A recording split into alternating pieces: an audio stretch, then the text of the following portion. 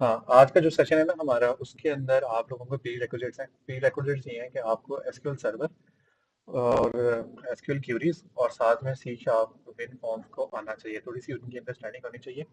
आज हम एक कंप्लीट प्रोजेक्ट बनाने लगे हैं और उस प्रोजेक्ट को हम लोग डेटाबेस फर्स्ट अप्रोच से स्टार्ट करेंगे। और इसमें हम ए की मदद से ना काफ़ी सारा कोड लिखवाने वाले हैं। तो हम लोग सबसे पहले ये कहते हैं कि हमारे पास प्रोजेक्ट क्या है। हमारे पास जो प्रोजेक्ट है ना, अच्छा, सीक्वल सर्वर के अंदर ना इस तरह से कमेंट्स आते हैं कि आपने ये लिखना होता है।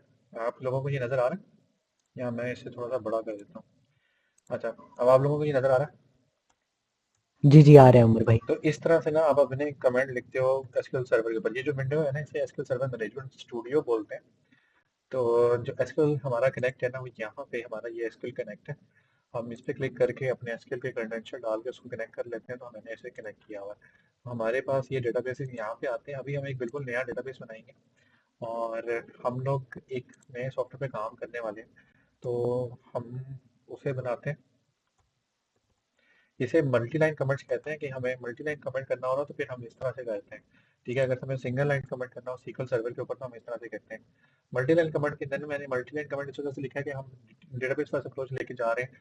तो हम अपने सॉफ्टवेयर का डेटाबेस पहले बनाएंगे, उसके बाद हम ना अपनी प्रोग्रामिंग साइड पे जाएंगे।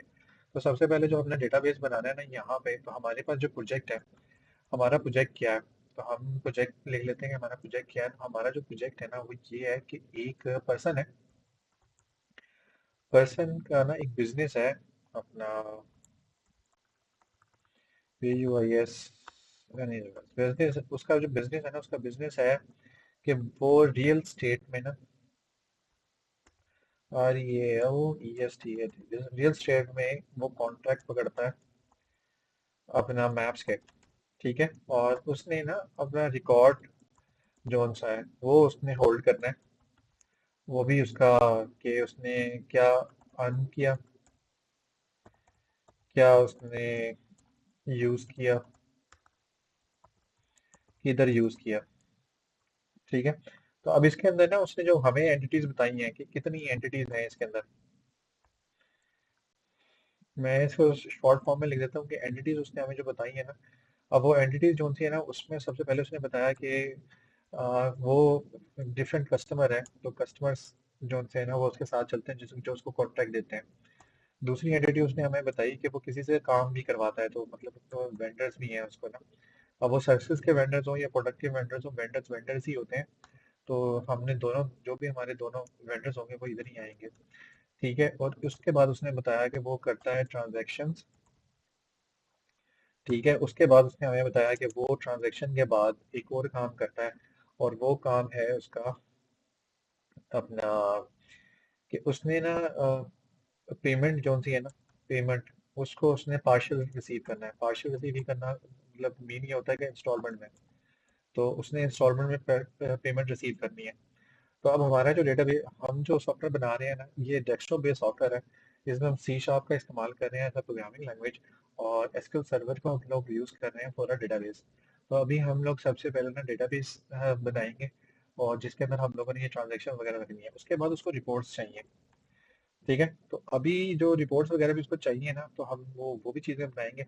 लेकिन अभी जो हमारी मेन एडिटीज है ना, बड़ा छोटा सा एक सॉफ्टवेयर है कि हमें कस्टमर चाहिए, वेंडर्स चाहिए, उसकी ट्रांजैक्शन चाहिए, ट्रांजैक्शन के अंदर उसकी पेमेंट, और पेमेंट उसने पार्शियल रिसीव करनी है, और उसके बाद उसकी रिपोर्ट्स चाहिए उसको। अच्छा, अब ये हमारा ना प्रोजेक्ट जो सा है, ये सारा का सारा हमने यहाँ पे डिस्कस किया।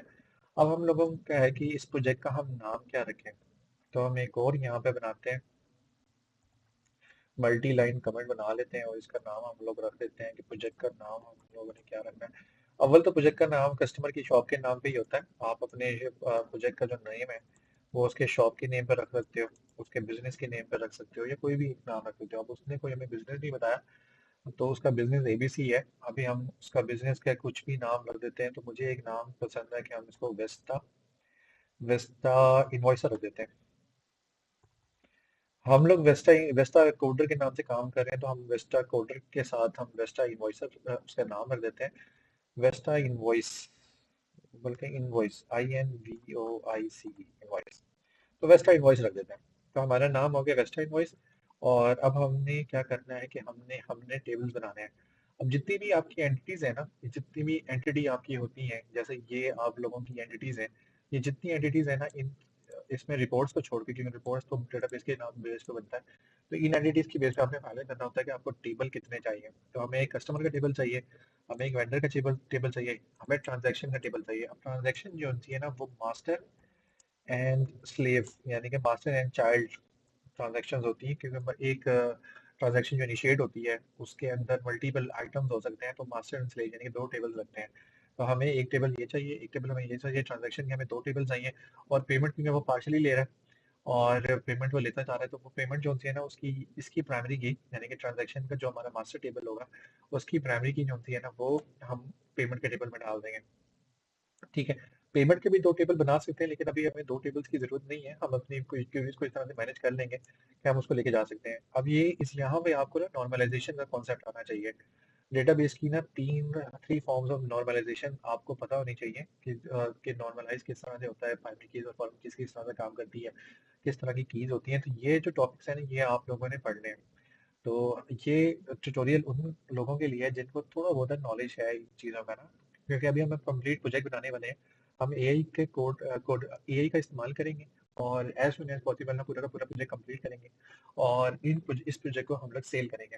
तो ये अब क्लाइंट ने हमें ये प्रोजेक्ट दिया हुआ है, तो हम उसका ये प्रोजेक्ट बना रहे हैं और एज सुन एज पॉसिबल यानी कि आज इस ट्यूटोरियल के अंदर हम लोग ये पूरा प्रोजेक्ट कंप्लीट करके उसको देके उसकी रिक्वायरमेंट मजीद जो भी रिक्वायरमेंट्स होंगी उनको अपडेट करके उसको हम लोग देके अपनी अपने पैसे कमा सकते हैं। मतलब आप विद इन वन डे इस तरह के सॉफ्टवेयर बना के एआई की मदद से और अपनी अर्निंग कर सकते हैं। कोई भी आपको छोटा मोटा प्रोजेक्ट मिल जाता है ना, डिफरेंट पैसे वेरी करते हैं। आप 35,000 ले लो, 50,000 ले लो, 20,000 ले लो, मतलब जिस तरह का भी क्लाइंट हो।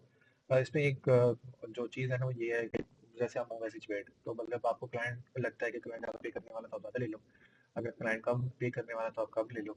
जो चीज़ आपको सूट करे आप उसको ले सकते हो। तो हम लोग प्राइमरी की एंड फॉरेन की का कॉन्सेप्ट यहाँ पे आप लोग पढ़ लीजिएगा कि प्राइमरी की और फॉरेन की कैसे होती है और कैसे काम करती है। मीनवाइल हम लोग बनाएंगे इसके अंदर, तो शायद आपको वहां से भी क्लियर हो जाए। तो हमने इसका नाम रख दिया वेस्टा इनवॉइस। अब हम एक डेटाबेस बनाएंगे, तो क्रिएट डेटाबेस, और हम इसका नाम जो हम लोगों ने यहाँ पे रख दिया है वेस्टा इनवॉइस। तो ये आप देख सकते हो कि ये एक सिंपल सी क्यूरी है जो कि हमारा ना एक डेटाबेस क्रिएट कर देगी। तो हमने डेटाबेस क्रिएट कर दिया। अब हम लोगों को ना एक टेबल चाहिए, सबसे पहले हमें कस्टमर का टेबल चाहिए। अभी हम जितनी हो सके कि मिनिमम रिक्वायरमेंट के साथ बनाएंगे, ताकि कस्टमर ने अभी हमें मजीद डिटेल नहीं दी हुई। हमें सबसे पहले ये होता है कि हमें डिटेल उनकी लिखनी होती है कि कौन कौन सी डिटेल है, और फिर उसको हमने साथ लेके चलना होता है। तो अभी हमें कस्टमर ने डिटेल नहीं दी हुई, तो हम लोग क्या करेंगे कि हम अभी फिलहाल एक माइनर सी डिटेल पेपर बनाएंगे। तो क्रिएट टेबल और टीबीएल। टीबीएल आप ना नेमिंग कन्वेंशन है, आप अपने नेमिंग कन्वेंशन अपने साथ लेके चलिएगा। ठीक है, मैं टेबल को टेबल टीबीएल बनाऊंगा, मैंने अगर व्यू बनाना है तो व्यू बनाऊंगा वीडब्ल्यू, और अगर मैंने एसोसिएट बनाना है तो मैं एसटी बनाऊंगा। तो इस तरह से हम लोगों ने इन चीजों को लेके जाना। तो अभी हम लोग बनाएंगे क्रिएट टेबल। तो अब यहाँ पर भी वाई नॉट कि हम लोग एआई को यूज करें। ठीक है, तो यूज एआई करें आप। फ्यूचर में जो भी चीजें हैं आपकी, आप उसको इस्तेमाल करें आप अपने अपने साथ। तो हम लोग एक गूगल क्रोम खोलते हैं, और यहाँ पे मेरा गूगल क्रोम जो है ना, कहाँ आ गया ये, इसका तो हम यहाँ पे चैट जीपीटी को खोल लेते हैं। ठीक है, बहुत आसान हो चुकी है प्रोग्रामिंग अब तो, मतलब आपको सिर्फ बेस कॉन्सेप्ट आना चाहिए।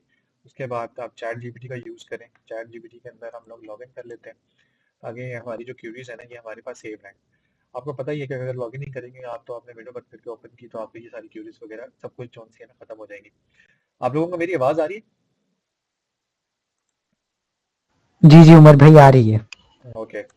सो हम लोग चैट जीपीटी को लॉग इन कर लिया हम लोगों ने, बहुत सिंपल वे में, बहुत एआई की मदद से हम लोग इस काम को करने वाले हैं। तो हम लोग इसका भी नाम रख देते हैं वेस्टा कोड है, वेस्टा कोड। और डेट ऑफ बर्थ हम लोग डाल देते हैं, कोई भी डाल देते हैं, हम लोग डाल देते हैं मंथ जी 9, डेट 22 हम 1993। चलो ये बना देते हैं।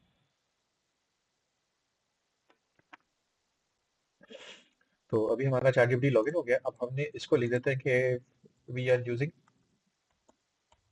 SQL server, create a table for the vendors customers. और हमारे पास क्या था, वेंडर्स हैं, कस्टमर्स हैं और ट्रांजैक्शन है। हमारे पास ट्रांजैक्शन है। अब ट्रांजैक्शन का हमें उसको पता नहीं है कि उसने क्या बनाना है, लेकिन फिर भी हम उसको दे देते हैं कि ट्रांजैक्शन का टेबल बना दो। ट्रांजैक्शन मास्टर एंड स्लेव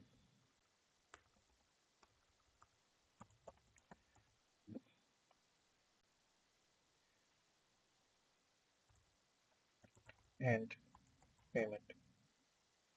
ठीक है, अभी हमने कोई इसको कॉलम्स वगैरह नहीं बताए हैं। अभी हम इसका बेस ले लेंगे और कॉलम्स वगैरह हम इसमें खुद ही ऐड कर देंगे। मीनवाइल अगर आपको कॉलम्स वगैरह पता हो, यानी कि आपको डिटेल पता होगी, कस्टमर ने हमें बताइए कि क्या क्या डिटेल लेनी है, तो वो डिटेल भी आप लोग डाल सकते हो। लेकिन अभी हमें क्योंकि पता नहीं है कि कस्टमर हमें क्या क्या चाह रहा है, तो अभी हम बेस बेस वेरिएंट्स बनाएंगे। ठीक है, बेस वेरिएंट बनाने के बाद फिर हम उसको ना इन्वेस्टमेंट करते जाएंगे। तो अभी हमने उसको बता दिया कि एसक्यूएल सर्वर हम यूज़ कर रहे हैं, हमें वेंडर कस्टमर और कस्टमर रजिस्ट्रेशन, वेंडर रजिस्ट्रेशन, बल्कि इसके आगे लिख देते हैं हम लोग कि रजिस्ट्रेशन चाहिए हमें।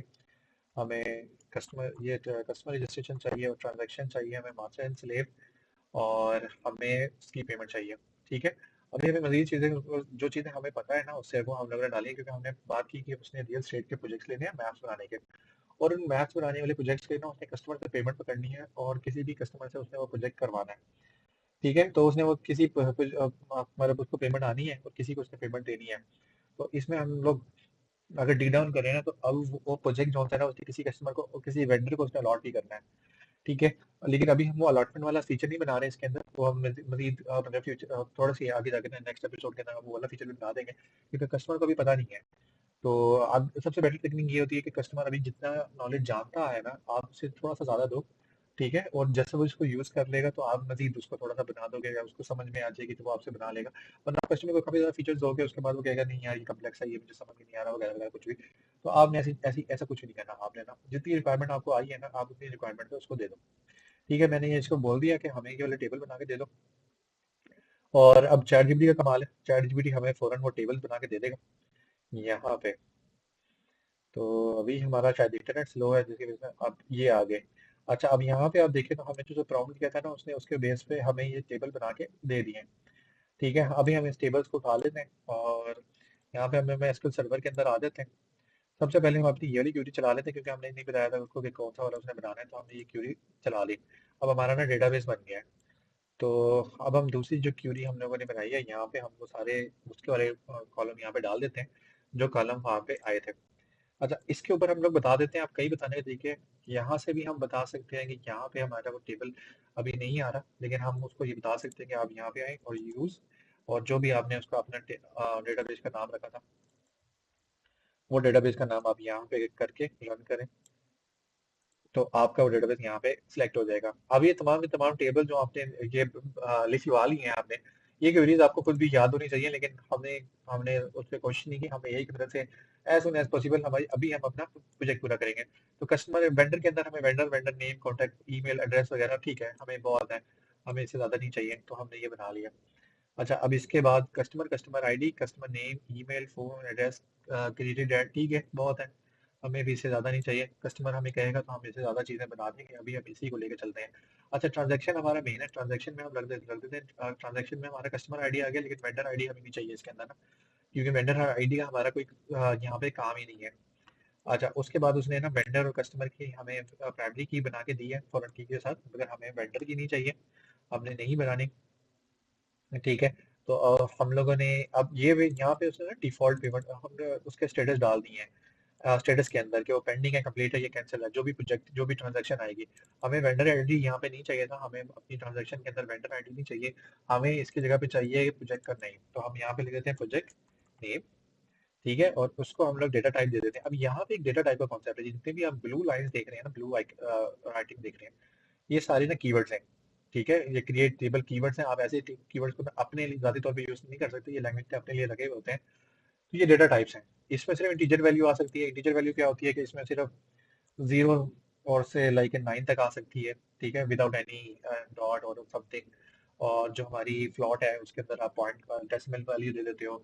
आई, और यहाँ पे आप डेसिमल डेसिमल के अंदर 18 शुरू में, यानी कि 18 का मतलब ये होता है कि आप यहाँ पे 18 और फिर पॉइंट के बाद यहाँ पे 2 दे सकते हो। तो ये भी एक फ्लोट वैल्यू ही है, लेकिन ये डेसिमल में है। तो आप 18 तक मतलब एक बहुत बड़ी फिगर इसके अंदर आप लोग सेव करवा सकते हैं जितनी भी उसने अमाउंट सेव करवानी है। तो हम प्रोजेक्ट का नाम लिख देते हैं, प्रोजेक्ट का नाम हमें ये नहीं चाहिए, प्रोजेक्ट का नाम हमें वार्चर चाहिए। अच्छा, वार्चर में एन चार के अंदर फर्क ये है कि एन चार में किसी भी तरीके के डिजिट्स वगैरह किसी भी तरीके के चीजें आ जाती हैं। मतलब उसमें आप न्यूमेरिक भी अपना अल्फाबेटिक भी उसमें, सॉरी, आप उसमें अलीबेबे वगैरह इस तरह की चीजें लिख सकती हैं। वार्चर के अंदर आप वो नहीं लिख सकते। लेकिन वार्चर का हमें फायदा ये होता है कि हमें पता है कि कस्टमर ने उर्दू नहीं लिखनी, ठीक है, उसने कोई भी नए सिंबल ये वो ऑल चीजें नहीं डालनी। तो वार्चर उतनी ही मेमोरी लेगा जितनी हमने जितनी उसके अंदर डेटा होगा, बाकी वो मेमोरी छोड़ देगा। ठीक है, तो इसलिए हम लोग वार्चर का इस्तेमाल करते हैं। और प्रोजेक्ट नेम, अब हमें प्रोजेक्ट डिस्क्रिप्शन भी चाहिए हमें। ठीक है, तो प्रोजेक्ट की डिस्क्रिप्शन। अच्छा, मैं यहाँ पे इस वजह से लिखता हूँ कि हमें ना नेमिंग कन्वेंशन का ख्याल थोड़ा सा रखना होता है, ताकि हमें पता चले कि ये हमारा कॉलम क्या कर रहा है और ये कॉलम हमारा क्या कर रहा है। तो DESC, हम डिस्क्रिप्शन डाल दिए, प्रोजेक्ट का नाम आ गया, प्रोजेक्ट की डिस्क्रिप्शन आ गई। ठीक है, अब वो किस दिन का हुआ था, क्या उसकी अमाउंट डिसाइड हुई थी, वो आ गई। और फिर उसके बाद हमारा ये वाला जहाँ पे हमें ये प्राइमरी की जो थी है ये इसकी अपनी बन गई, और ये प्राइमरी की हमारी जो थी ना फाइल की, ये फॉरन की हुई इसकी, इस टेबल की, ट्रांजेक्शन टेबल की, ये फॉरन की बन गई। अच्छा, अब आइटम नेम क्या होता है, उसने उसमें क्या क्या करना है। ठीक है, और उसके अंदर उसने आइटम नेम, अब आइटम नेम ट्रांजेक्शन के अंदर कई जगह होता है, यहाँ पे ना उसने सर्विस देनी है।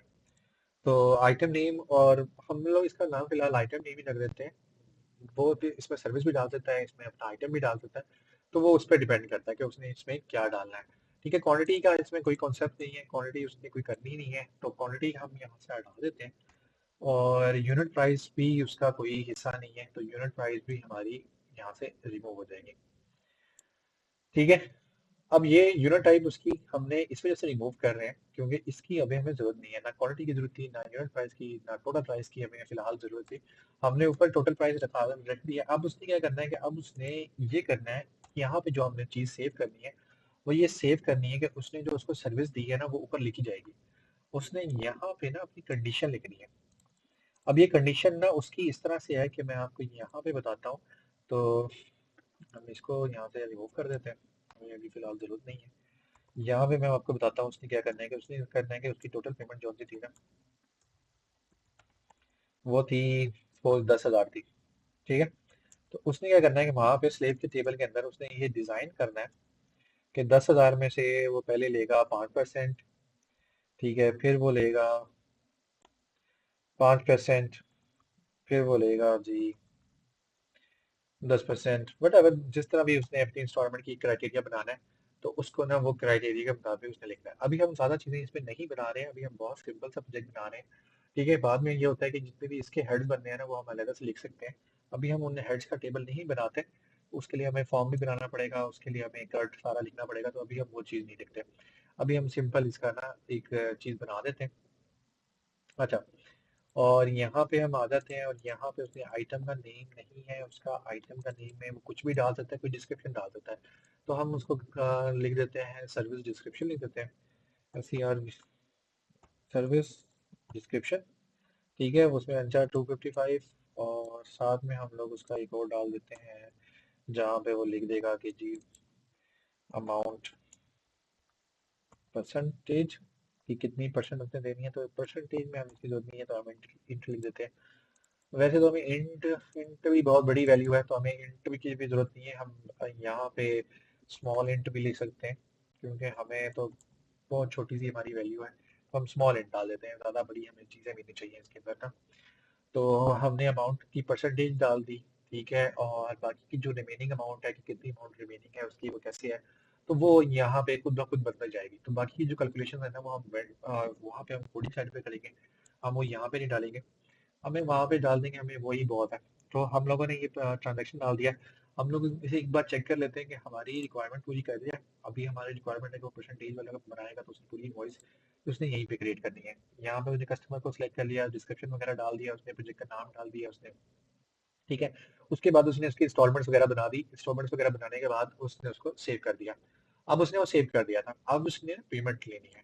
ठीक है, तो हमारी ट्रांजैक्शन का आईडी आ गया जो ऊपर उसका हमारा पहला पहला टेबल था, मास्टर टेबल था, मास्टर टेबल का ये आईडी है। यहाँ पे मैं लिख देता हूँ कि मास्टर ट्रांजैक्शन टेबल। तो ये मास्टर ट्रांजैक्शन टेबल का आईडी है, उसकी पेमेंट उसने कितनी पेड की थी, पेमेंट का मूव क्या था, वगैरह वगैरह कुछ भी। ठीक है, कोई मसला नहीं, हम डाल देते हैं। अच्छा, अब हमारे ये सारे के सारे ना फाइनल हो गए, तो अब हम क्या करेंगे, क्या अब हम इसको ना पूरा का पूरा, मैंने कहीं भी सिलेक्शन नहीं की हुई, मैं इसको ना रन कर देता हूँ। तो वो कहता है कि आपके पास पहले से ही वेंडर का डेटाबेस, वेंडर का यूं कह लें कि वो बना हुआ है, हमने शायद इसको रन कर दिया था। तो कोई बात नहीं, वेंडर का बना हुआ था, बाकी सारे इसने बना दिए। तो अब हम इसको रिफ्रेश कर लेते हैं एक बार कि ठीक है, हम डेटाबेस पे आते हैं, इसको रिफ्रेश करते हैं। समटाइम आपको नजर नहीं आ रहा होता, तो आपको आके यहाँ पे रिफ्रेश कर लेना है। आपने रिफ्रेश कर लिया, आपका ये बन गया। ठीक है, और आप इसके अंदर टेबल्स देखोगे तो ये टेबल्स आपके यहाँ पे आ रहे हैं। तो ये कस्टमर का टेबल आ गया, ये वेंडर का टेबल आ गया। अभी हमारे बाकी के टेबल्स नहीं आए, तो हम यहाँ पे ट्रांजैक्शन और ट्रांजैक्शन स्लेव इसको सिलेक्ट कर लेते हैं, और पेमेंट को भी हम सिलेक्ट कर लेते हैं, और अब हम इसको रन कर देते हैं। तो वो हमने रन कर दिया। अब हम इसको टेबल्स को अपने रिफ्रेश कर देते हैं।